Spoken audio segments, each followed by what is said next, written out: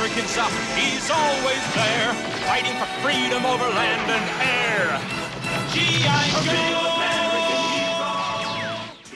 Hello everybody, Mac here. Welcome back to the show. Welcome to G.I. Joe Day. It is time of recording February 1st.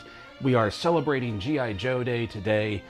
Celebrating because there's a little bit of confusion as to when G.I. Joe actually entered the public zeitgeist. There are some printings that I've seen say it was released to the public on February 2nd, 1964. But then there is also some that say it was released on February 9th, 1964, because apparently that is the day that the toy fair that it was revealed at actually was.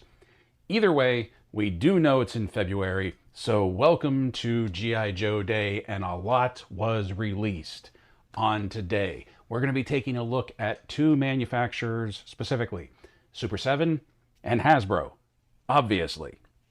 So the first thing we are going to do is start with Super7. But before we get to that, please remember, if you like G.I. Joe and you like what we're talking about, leave a like for the video down below. And if you're not subscribed, and according to the metrics, probably about 60% of you watching this aren't, go ahead and subscribe to it. And don't forget, we also have a coffee page up where we are trying to cultivate and grow a community of collectors to talk about this great hobby of ours. Now, on to the reveals.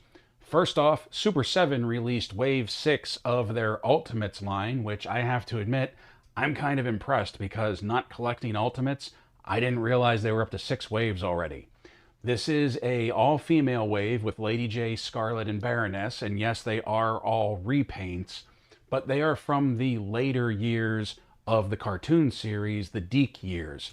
And this is also when I had pretty much checked out of the cartoon. If you watch the show, if you've heard me talk about it before, I was never really a fan of the cartoon. I was into the comics much more than the G.I. Joe cartoon, but especially after the movie and Cobra-La and turning Cobra Commander into a snake, which will be relevant for what we're about to talk about, I kind of lost interest in the cartoon at that point.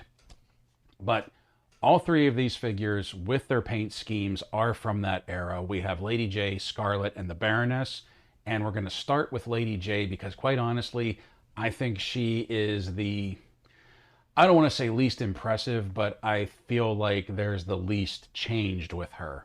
She comes with 3 head sculpts, 4 sets of hands, 2 javelins, a laser rifle that looks suspiciously like the Baroness's, a knife, and a canteen.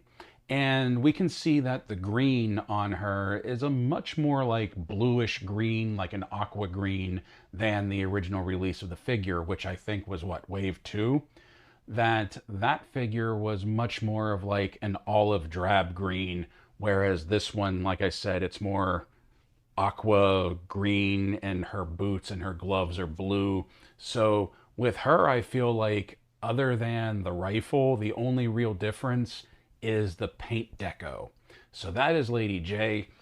Also, we have Scarlet, who's kind of in the same realm, that there's not much different with her other than the paint deco. She has that sort of like purple violet costume undercoating going on, and she comes with a rifle that, not having collected the Ultimates line, I'm not entirely sure if that's a new rifle sculpt or not.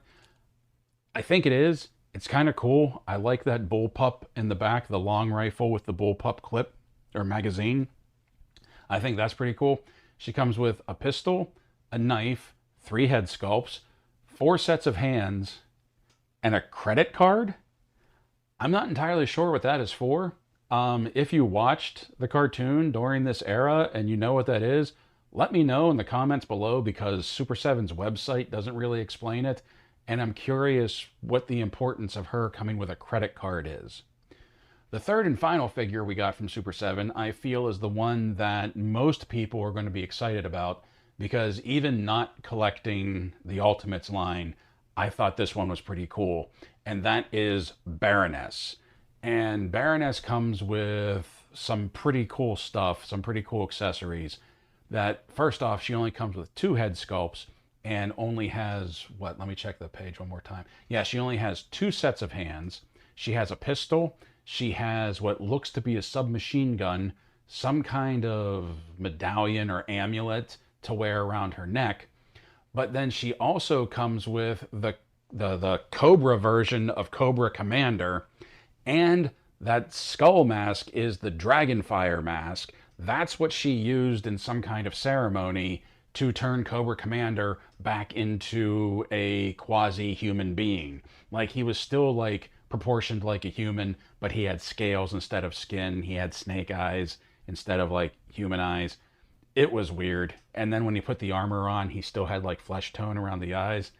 It was weird. One of the main reasons I wasn't real into the DIC years, but I can totally see people being the most excited about her. I really like the look. I like the paint deco. It's more of a blue on blue rather than black. The head sculpts look really good. The tinting on the glasses. Also, that Cobra for Cobra Commander. These are renders. I don't know if there's going to be any articulation or even like a bendy or something in Cobra Commander in the Cobra. I'm willing to bet that's just going to be a plastic slug, but that mask looks pretty cool too. And it looks like it's not an individual headpiece. It looks like it's a mask that just fits on her head when you're taking a look at the photos.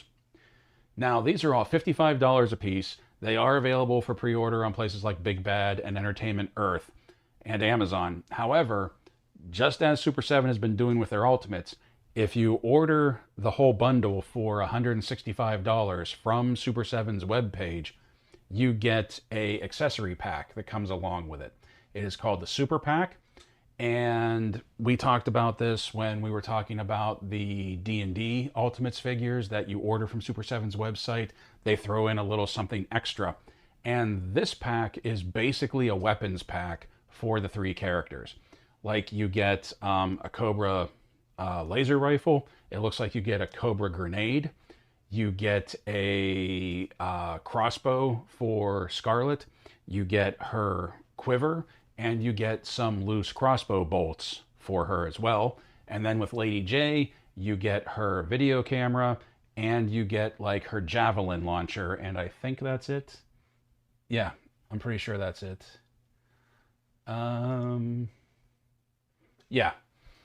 Yeah. So you get 3 things for Scarlet, 2 things for Baroness, 2 things for Lady J, and I don't know, like the D&D one where you got like a glow-in-the-dark bow for Hank, or you got like a real metal ring for Decion.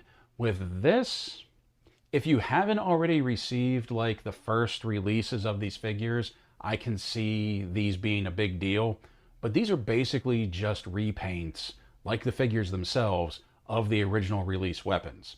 Now, there is also the issue that these are repainted to go with the repaint of the figures, so that would be pretty cool. I always appreciate the fact that like Super 7 throws something in like this if you order it from them. So I guess we shouldn't complain about free stuff. But I can see some people being a little underwhelmed about things like this, because usually these packs, aren't they like either glow-in-the-dark bits and bobs, new head sculpts, things like that, or maybe like metal weapons versus plastic? I don't know, but it is a freebie. They throw it in. I will leave a link to the Ultimates page in the description below if you want to go to Super 7's website and check them out. Now, the next one we're going to talk about is Hasbro. And Hasbro rolled out quite a bit today. They were doing a slow rollout where like they put out one, then like a half hour later they put out another one, then maybe a half hour after that, and then an hour, and they pretty much stretched it out through the day, pretty much ensuring somebody was going to go back and keep looking at their Instagram site just to see what was popping up. So with what they released, we're going to start off with one that I'm really happy about and I'm really excited about, and that is Doc. I loved Doc when I was a kid. I loved his figure. I was really upset when they killed him in the comics, like really upset. Like they killed a lot of Joes during the Cobra Civil War, but Doc, I was so upset that he was one of the ones that went in the first in the first wave. But now we have him in classified form, and I feel like this is a really cool combination of where they took the vintage figure, let it inspire the classified figure, and came up with something a little bit more modern. Now that vest that he's wearing that has like all those pouches and that medical equipment on there, from the description on Instagram, it sounds like you can move those pouches around.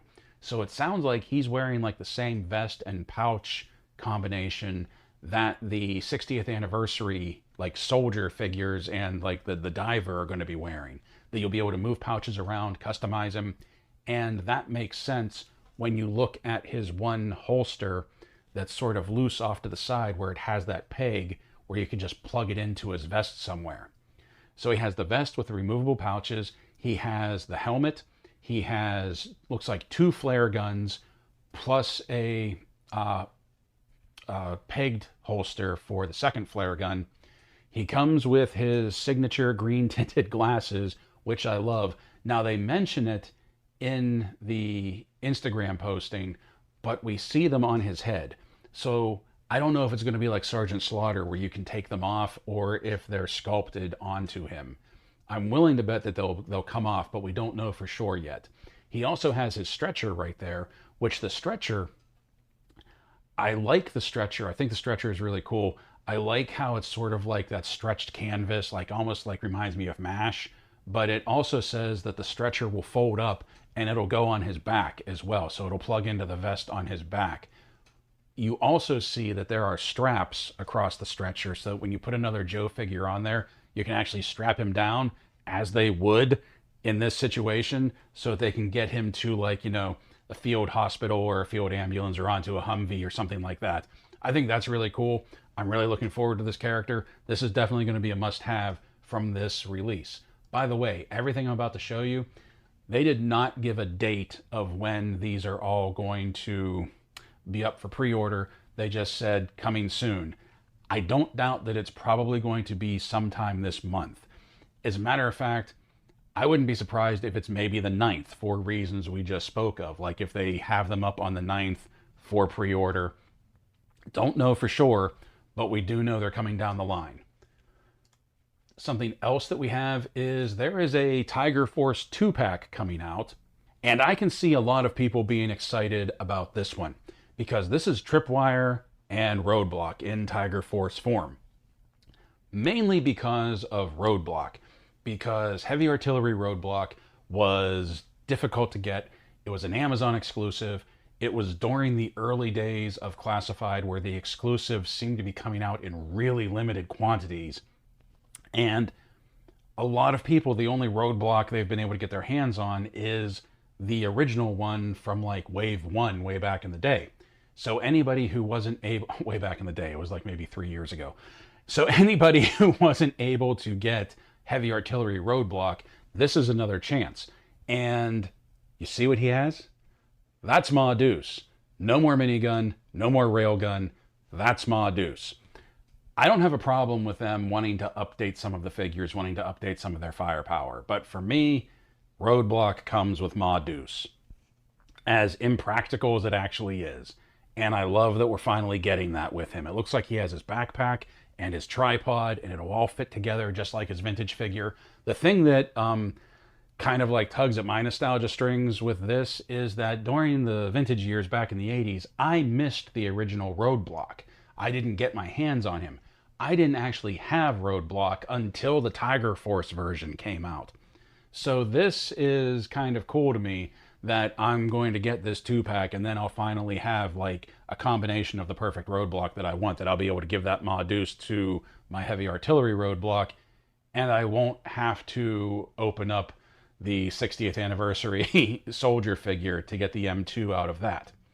We can also see that Tripwire is kind of a stripped down version of Tripwire. He has all of his original gear, all of his vintage gear with him, and the drone, but he doesn't have like the updated EOD gear that the deluxe figure came with that kind of gave him that Hurt Locker look. He also doesn't have his rat with him. So we have a stripped down version of Tripwire, and we have a re-release basically and repaint of the heavy artillery roadblock with the M2. And also I can see people that if they didn't get the heavy artillery roadblock, he's still wearing the green shirt, he still has like black boots. The only thing you really have to do is just like maybe give his pants a green or a brown paint job, and that's it. You got a standard roadblock, because I think the only thing that's Tiger decoed on him is his pants. So I can see some people being really hyped about getting this. It doesn't say specifically that it's a 2-pack, but since they framed it like this, I'm assuming it's a 2-pack. They also didn't say specifically that it's going to be a Target exclusive, but it's Tiger Force. Tiger Force is a Target exclusive. I'm willing to bet it's going to be a Target exclusive. Now after that, we also got in everything we got today. We knew was coming, whether it was name only or we saw like little hints of like digital reveals. So there's no real new surprises with this. But we got Torch, and Torch looks awesome. Torch looks like Lemmy from Motorhead.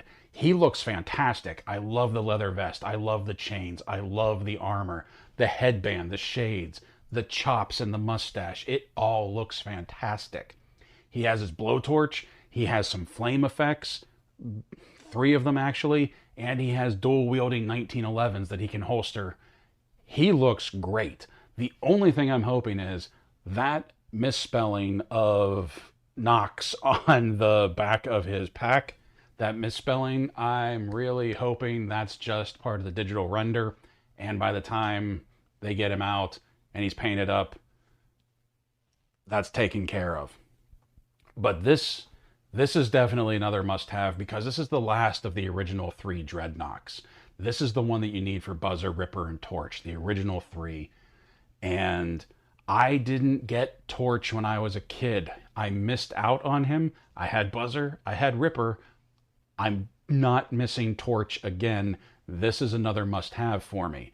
The other Dreadnok we got is Naugahyde, and I am considerably less excited about Naugahyde than I am about Torch. I mean, he's a Dreadnok. That's cool. I love that we're adding to them. But even as a kid in the vintage line, I wasn't real excited about Naugahyde. Although I do have to admit that he comes with some pretty cool accessories. He's either going to be a deluxe figure or a figure and pet. There's enough stuff with him that it could put it over the edge to deluxe, but I'm guessing it's just going to be... Wait, which one's more expensive, deluxe or figure and pet? Figure and pet's more expensive. Okay, so they're just going to charge him for that. Never mind. So he comes with his boar that looks like it's pretty articulated. It looks like it has as much articulation as Timber. He has a monkey with an eye patch, I think. Is he wearing an eye patch? Yeah, he has a monkey with an eye patch that, from the looks of it, and keep in mind, these are just digital renders, but from the looks of it, it looks like he's pretty much just a big plastic slug.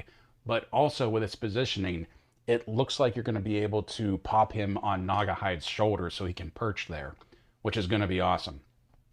He has a machete, 2 knives, and then there is reuse in the weapons.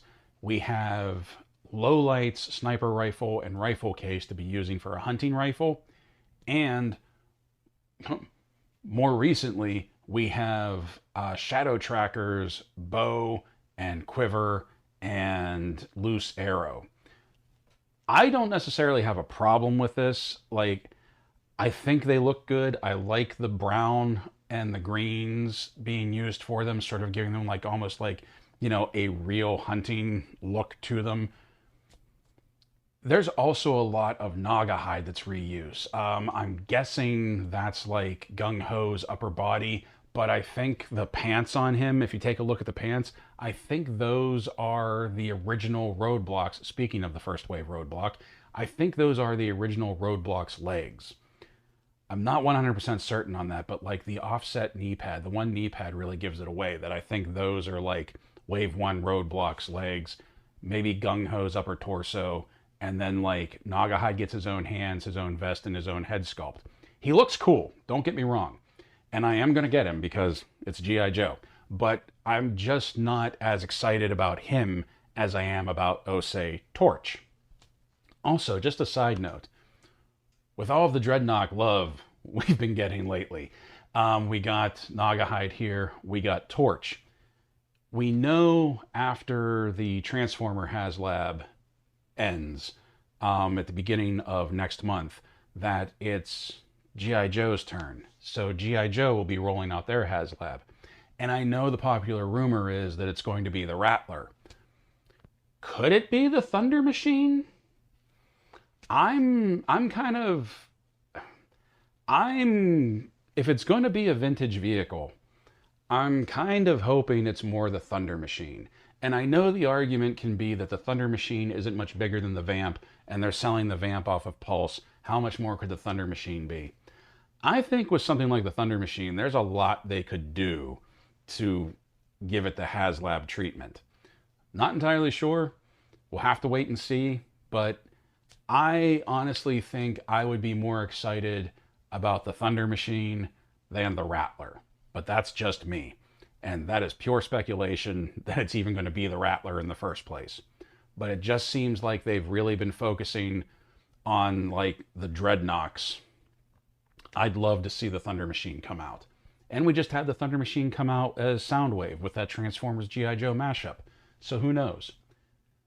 So we've taken a look at Doc, the Tiger Force 2-pack, Torch and Nagahide from the Dreadnoughts, and the last two we're going to take a look at are the two that I am the most excited about. If you've watched the show, if you've heard me talk about G.I. Joe, y'all know I love me some ninjas. And these last two are definitely in that category, because the penultimate one that we're going to be taking a look at is Jinx. And I've been asking for Jinx since Wave 2, and I love this look for her. I think she looks fantastic. The vintage figure, she had sleeves, but I love that her gi is sleeveless because you can see there's like a big tattoo coming down on her right arm, like maybe a dragon, like an oriental dragon, a Japanese dragon. That would be awesome. She comes with two head sculpts, an unmasked one and a masked one. She has a blindfold on because she did some sort of blind training in G.I. Joe the movie. I think they also did something, didn't she blindfold in the second live action movie too? Wasn't she blindfolded during her training? I can't remember. But she has the blindfold, and for two sets of hands, fists and weapon holding hands. And for weapons, she has a katana that the katana looks like it comes from the Snake Eyes movie, Snake Eyes figure. And then she has that pole arm with two blades at either end that they're calling a naginata.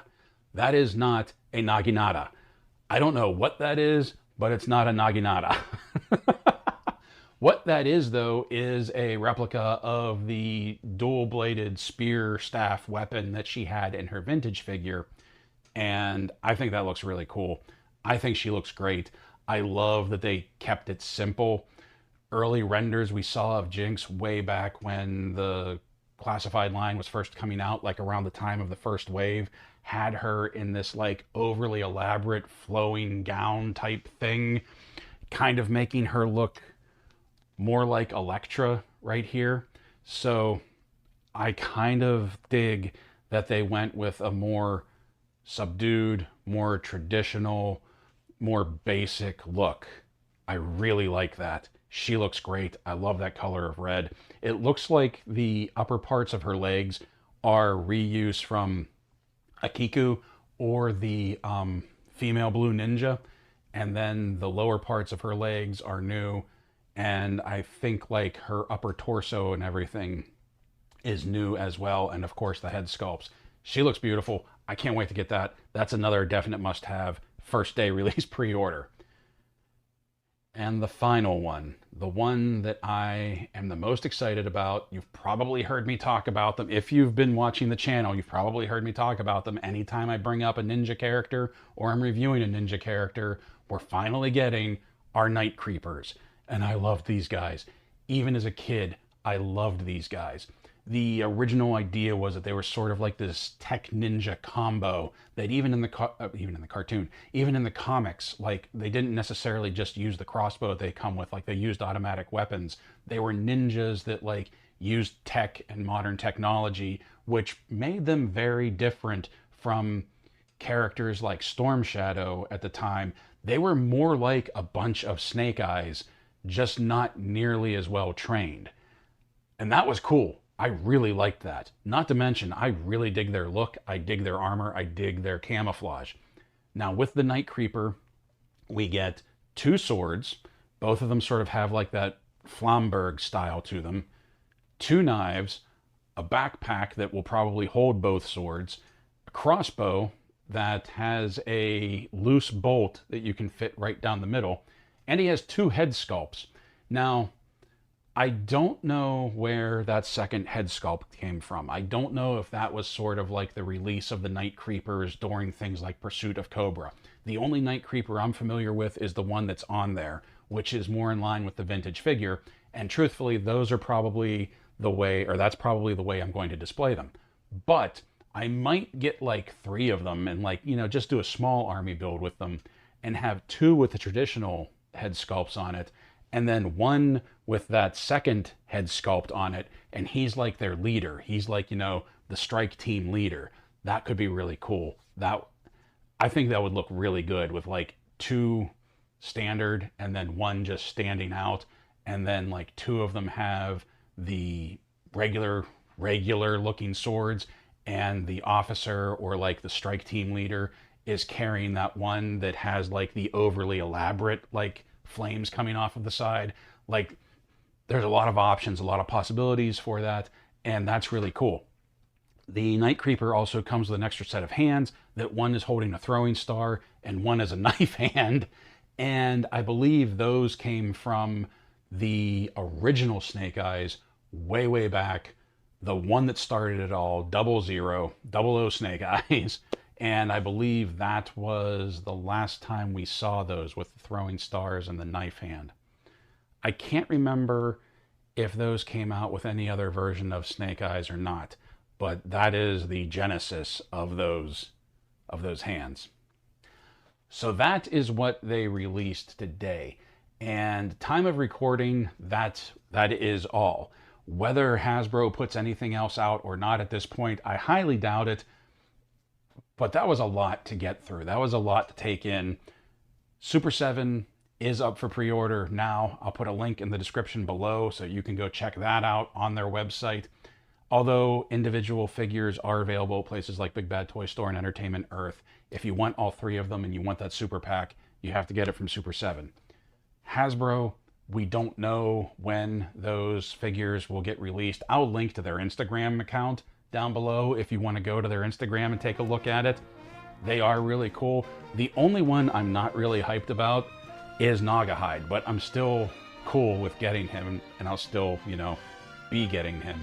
But like Night Creeper, Jinx, Doc, and Torch, I think are definitely the 4 I'm gonna have to get. Which ones are you hyped for? Let me know in the comments below, and until next time, my friends, play well, stay safe, stay healthy, and as always, thank you for watching.